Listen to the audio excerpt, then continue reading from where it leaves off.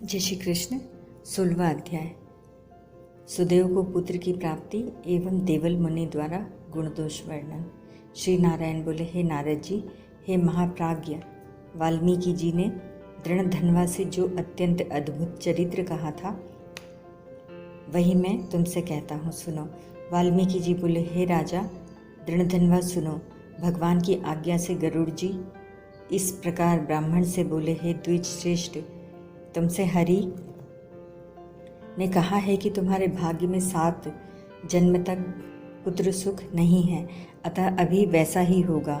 तो भी हे तपोधन, स्वामी आज्ञा से मैं तुमको पुत्र दे रहा हूँ, जो मेरे अंश से उत्पन्न होगा, जिससे गौतमी सहित आप आशीष को प्राप्त होंगे। परंतु उस पुत्र से तुम दोनों को सुख ही उत्पन्न होगा। हे द्विज शार्दुल, तुम धन्य हो जो तुम्हारी बुद्धि हरि में हुई, चाहे कामना सहित हो या कामना रहित हो। भगवान को दोनों ही प्रिय है। मनुष्य का शरीर तो जल के बुलबुले की भांति क्षण भंगुर है। ऐसे जीवन को पाकर जो पुरुष हरि चरणों का अपने हृदय में चिंतन करते हैं वे धन्य हैं। हरि के अतिरिक्त इस दुस्तर संसार से तारने वाला कोई अन्य नहीं है, और हरि की ही कृपा से मैंने भी तुमको पुत्र होने का वर दिया है। मन में श्री हरि का ध्यान करके सुखपूर्वक विचारो और उदासीन भाव से संसार के सुखों को भोगो। वाल्मीकि जी बोले, दोनों स्त्री पुरुषों को अत्युत्तम वर दे। उनके देखते देखते हरि भगवान गरुड़ पर चढ़ शीघ्र अंतर्ध्यान हो गए।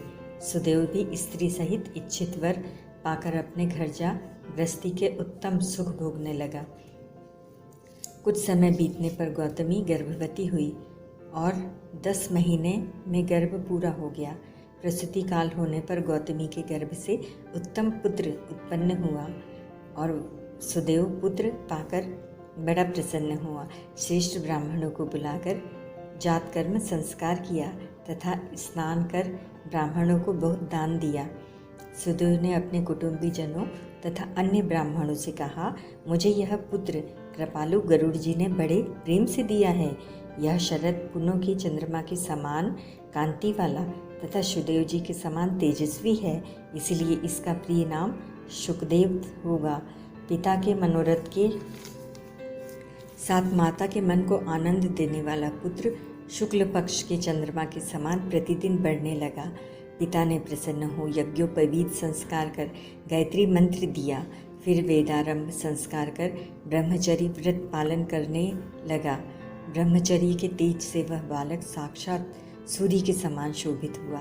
बुद्धि के सागर कुमार ने वेदाध्ययन शुरू किया। गुरुवत्स कुमार अपनी कुशाग्र बुद्धि से गुरु को प्रसन्न कर उनके एक बार के कहने से ही सब विद्या पढ़ गया। वाल्मीकि जी बोले, एक दिन करोड़ों सूर्य के समान कांति वाले देवल मुनि आए। उनको देख सुदेव ने हर्ष से नमस्कार किया और विधि पूर्वक अधर्य पदादि से मुनि का पूजन कर आसन बिछाया। देव दर्शन भगवान देवल उस आसन पर बैठ गए और अपने चरणों में पड़े हुए कुमार को देखकर देवल मुनि बोले, अरे देव सुदेव, तुम पर हरि भगवान प्रसन्न हुए, इससे तुम धन्य हो, जिससे तुमको दुर्लभ श्रेष्ठ सुंदर पुत्र प्राप्त हुआ।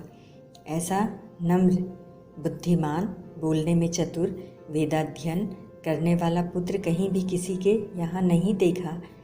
हे वत्स, यहाँ आओ, तुम्हारे हाथ में यह क्या कौतुक देख रहा हूँ।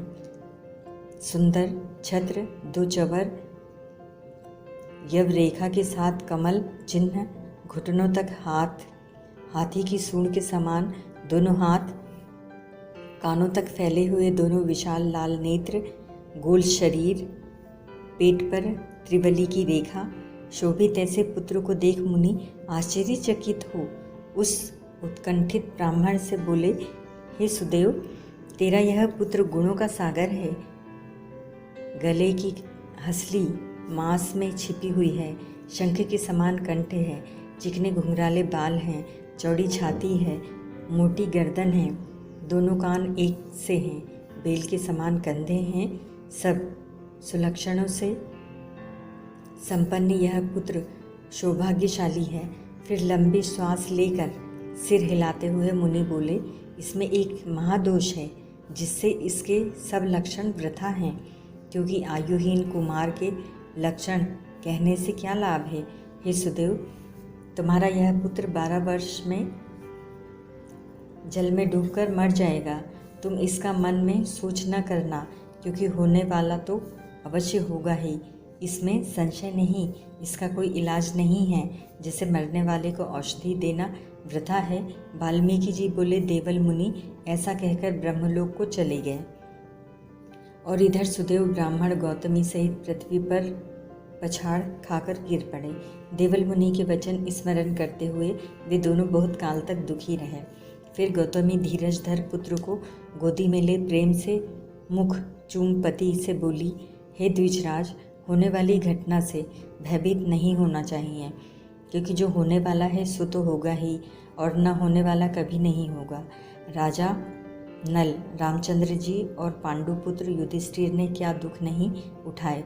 राजा बलि को भी बंधनों में बांधा गया, यादवों का नाश हुआ, हिरण्याक्ष मारा गया, भयंकर वृतासुर भी नष्ट हो गया, सहस्रार्जुन, कार्तवीर्य और रावण के भी सिर काटे गए। और हे मुने, रघुनाथ जी को भी जानकी के विरह का दुख हुआ।